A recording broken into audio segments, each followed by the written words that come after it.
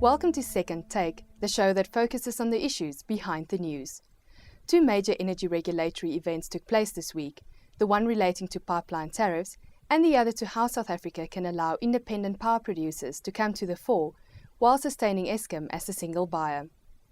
Engineering News editor Terence Creamer joins us in studio today to unpack the details.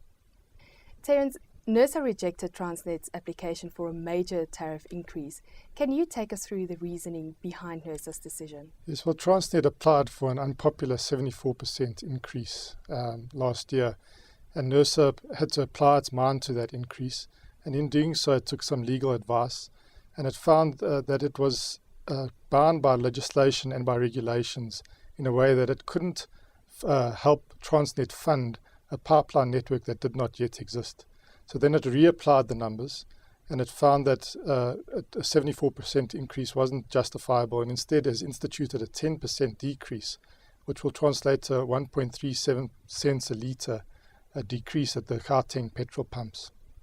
What impact will this decision have on the funding and the construction of this pipeline? Well, that's the big issue. The issue of construction, I think, has been answered by Transnet. They said they are going to proceed with construction. They've spent something like 3 billion on this 12 billion multi-purpose pipeline from Durban to Johannesburg.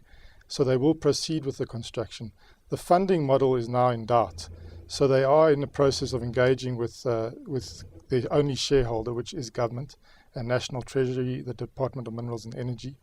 And we haven't got details of what could emerge from that yet. And they are also indicating they would like a review of the decrease because they don't feel the methodology has been applied correctly by NERSA. It's a fascinating saga because it goes back to how the inland refineries were built way back, and there's always been this locational advantage that Sasol and Natref have enjoyed. And if Transnet had received the 74% increase, the coastal refiners estimated that 60% of the benefit would have flown to Sasol and Natref and not to the intended recipient, Transnet pipelines. Let's turn to the second regulatory event, and that is the hearings around the cost recovery mechanism for independent power producers. Why is such a mechanism necessary? Unlike the petroleum industry, which we just discussed, which is notionally a competitive market, although many people believe it's not, we have a monopoly situation in the power supply industry. We have Eskom as the dominant and only supplier, but also designated as the single buyer of any power that arises from independent power producers.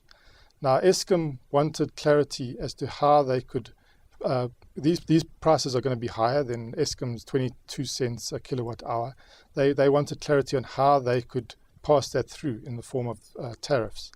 And therefore, NERSA has devised this paper which discusses the cost recovery mechanism and how they could pass through this to the tariffs.